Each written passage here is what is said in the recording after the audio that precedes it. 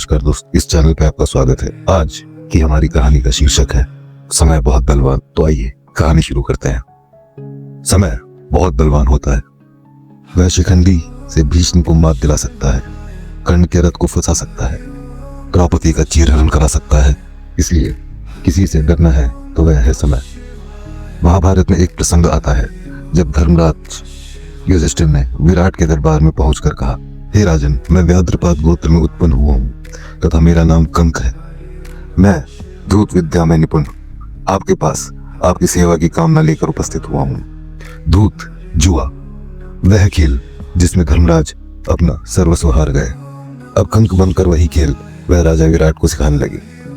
जिस बाहुबली के लिए रसोइये भोजन परोसते थे, वह भीम बल्लभ का भेष धारण कर रसोइया बन गए। नकुल और सहदेव पशुओं की देखरेख करने लगे। दासियों से घिरी रहने वाली महारानी द्रौपदी स्वयं एक दासी सेरंदरी बन गई और धनुर्धर उस युग का सबसे आकर्षक युवक, वह महाबली योद्धा द्रोण का सबसे प्रिय शिष्य, जिसके धनुष की प्रत्यंचा पर बाण छिड़ते ही युद्ध का निर्णय हो जाता था, वह अर्जुन, पौरुष का प्रतीक, महानायक। अर्जुन एक नपुंसक बन गया। उस युग में पौरुष को परिभाषित करने वाला अपना पौरुष त्याग कर होठों पर लाली और आंखों में काजल लगाकर ब्रह्मला बन गया। परिवार पर एक विपदा आई तो धर्मराज अपने परिवार को बचाने हेतु कंक बन गया। पौरुष का प्रतीक एक नपुंसक बन गया। महाबली साधारण रसोइया बन गया। नकुल और सहदेव पशुओं की देखरेख करते रहे और द्रौपदी एक दासी की तरह महारानी की सेवा करती रही।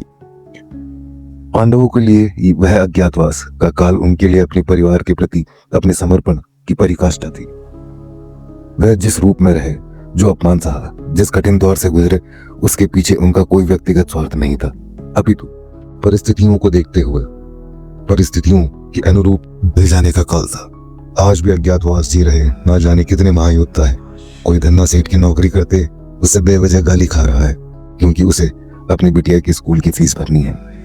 बेटी के ब्याह के लिए पैसे इकट्ठे करता बाप सेल्समैन बनकर दर दर धक्के खाकर सामान बेचता दिखाई देता है।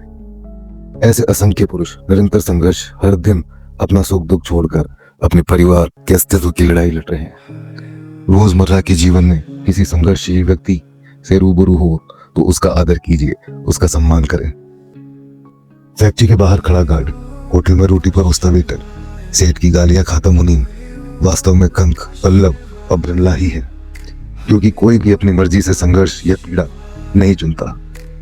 वह सब यहाँ कर्म करते हैं, वह अज्ञातवास जी रहे हैं, परंतु वो अपमान के भागी नहीं बल्कि प्रशंसा के पात्र हैं। यह उनकी हिम्मत, ताकत और उनका समर्पण है कि विपरीत परिस्थितियों में भी वह डटे हुए हैं। वो कमजोर नहीं है, उनके हालात कमजोर हैं, उनका वक्त कमजोर है।